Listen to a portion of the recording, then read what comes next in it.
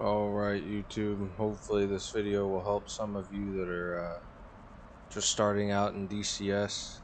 Maybe you just got a new HOTAS or HOTAS, whatever you want to call it.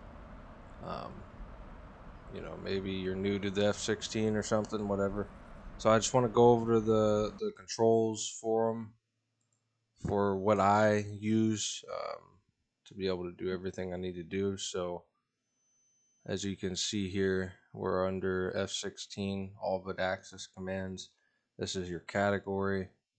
This is the row for the keyboard controls. So, if I don't have enough room on my HOTAS, then I can put something here in place of it, or vice versa, like controller. So you can kind of, and that's mainly going to be for people who don't have a very nice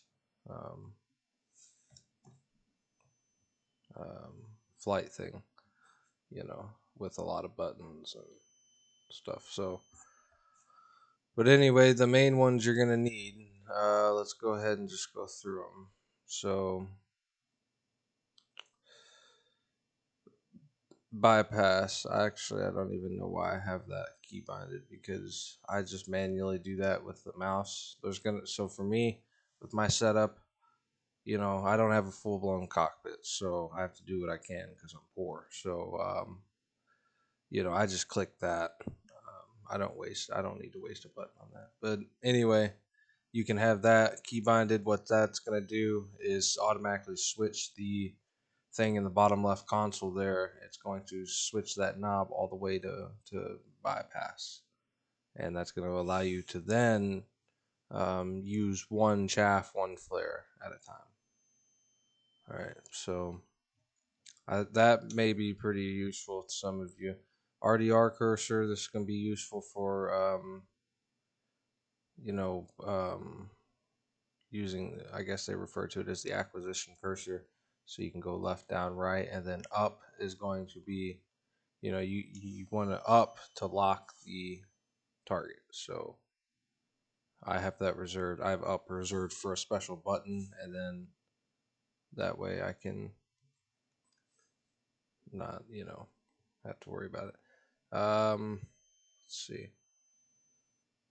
Let's see what else. Target man. Yeah, here it is. TMS up is to lock them. I'm sorry. That's what it was. So on the equipment I have, I've only got one one rotation thing.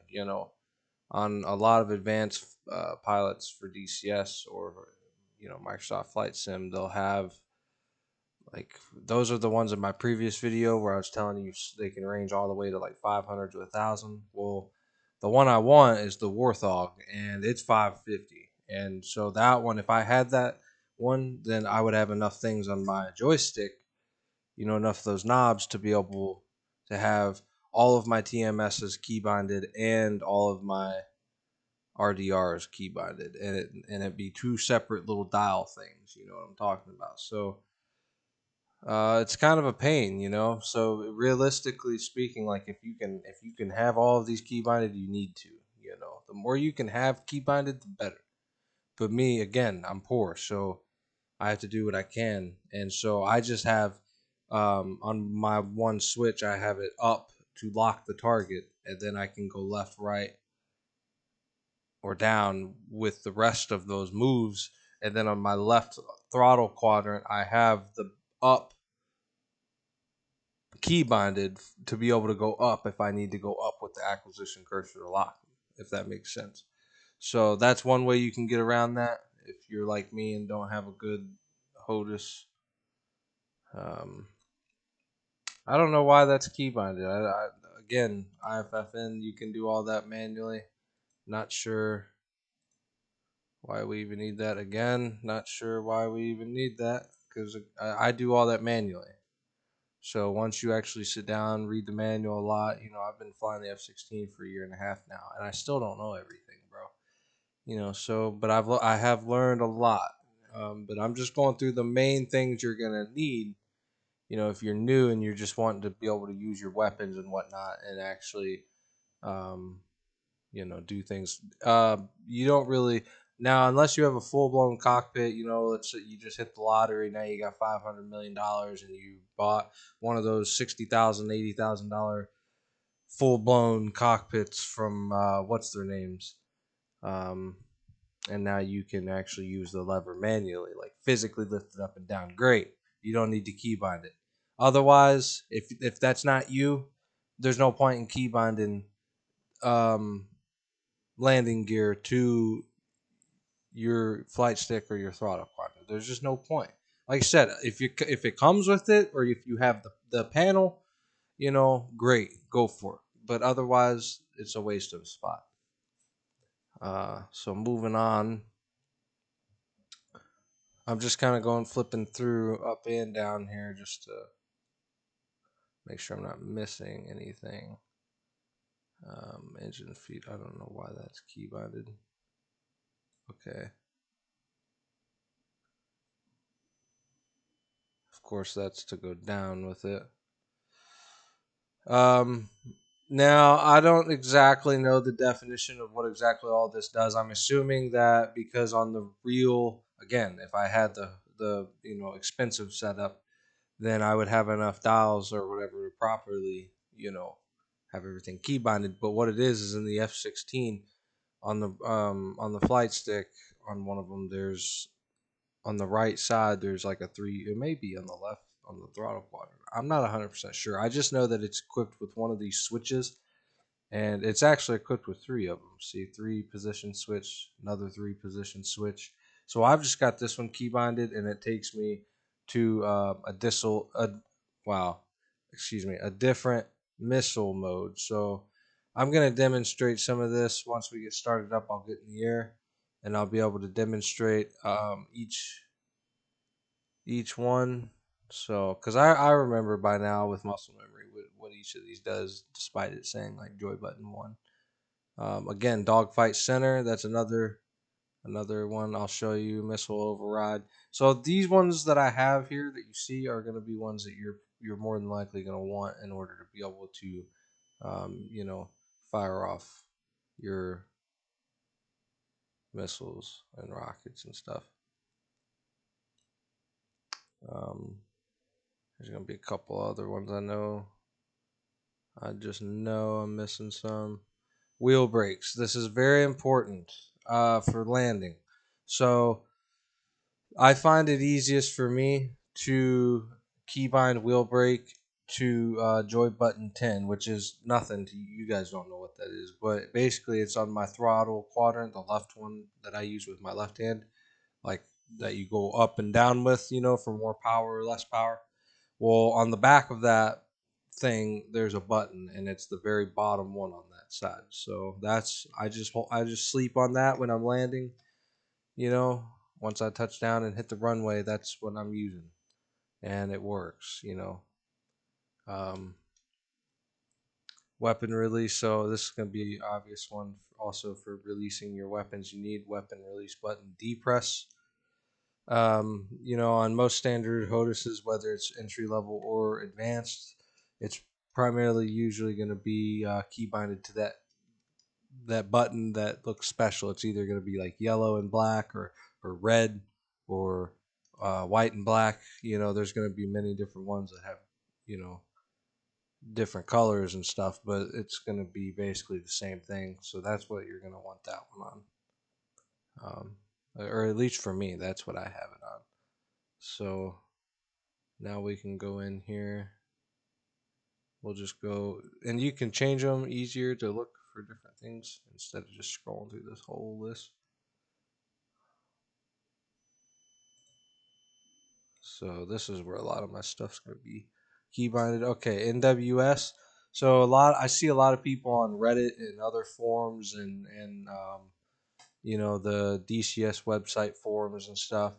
And I had this issue too, but all I did was just go to Google and I found like hundreds and hundreds of different posts of the same thing.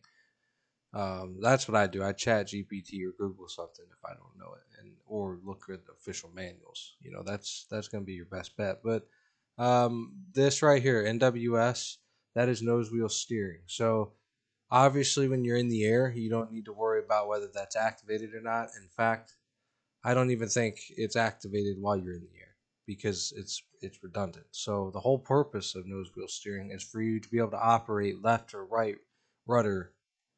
It's directional steering on the ground, and you have to have that enabled, which is going to be, if you look at where my mouse is, your right indexer, I believe is what they call that. That's your AOA indexer, and I believe that is I don't know what that one's called, but that's where it pops up. It'll go right here where my mouse is pointed on the green. So you need that. You need to use that. You need to be able to get to that. You need to be able to memorize that pretty easily. So I think keyboard, it comes standard as S. I've always kept it on S. That's the easiest way to do it. Because think about it. I can use my left hand to do anything I need on the keyboard, because not all the times I'm gonna need my left hand on the throttle button. You see, because I may be hauling it for 100 nautical miles at full full afterburner. I may not need that left hand for nothing. I can't always take my hand off the joystick, because that's how we're moving. That's how we're swimming through the air. So that's my thought on it. I think that's most of them. Most of what you're gonna need to get started. Oh, this right here. Okay, this is gonna be camera / gun trigger second intent. You're gonna need that keybind. It comes standard as spacebar in the thing, but I've never used that because I don't need to. That's just, to me, that's a major player. I need that in my inventory for quick, easy access. And I think most people would agree on that. Obviously, for you know, but yeah, that's to activate your cannon that's on board the aircraft. The one that shoots like 1,000 rounds every 6 seconds or something nuts, or every 0.6 seconds. I don't know. It's nuts. If y'all read, which I encourage you to do, also if you're new, is to read the Chuck's Guide. There's a lot of crazy info in there, and it's not only to get you familiar with the aircraft, but it's got some useful info. So next, what I'll do is I'll go ahead and try to show what some of the stuff I was talking about. So, and I actually think I've already got a video on cold starting, so we're gonna skip that part, and this will be another video added to it. It'll just be uploaded separately. So hopefully you all found use to this. Let me know in the comments what you know already, what you don't know, what you're struggling with. What do you need help with? What do you want to learn? So let me know for sure, because like I said, I still don't know everything myself, but I'm down to make a video and we'll learn it together, or I'll teach you it and whatever. So that's the biggest thing. I never tell people to like, subscribe, because I'm not, I mean, if you want to, cool, I appreciate it, but at the end of the day, I want to make content that truly helps people. If it's something that if I know and I feel comfortable with enough, then that's what I want to do. Especially if it's something that I thoroughly enjoy, and I want to do that with other people that enjoy it as well. So, if it doesn't matter if you've been playing DCS 10 years, let me know. Teach me something. Let's figure it out. All right. Thanks for watching. See you in the next one.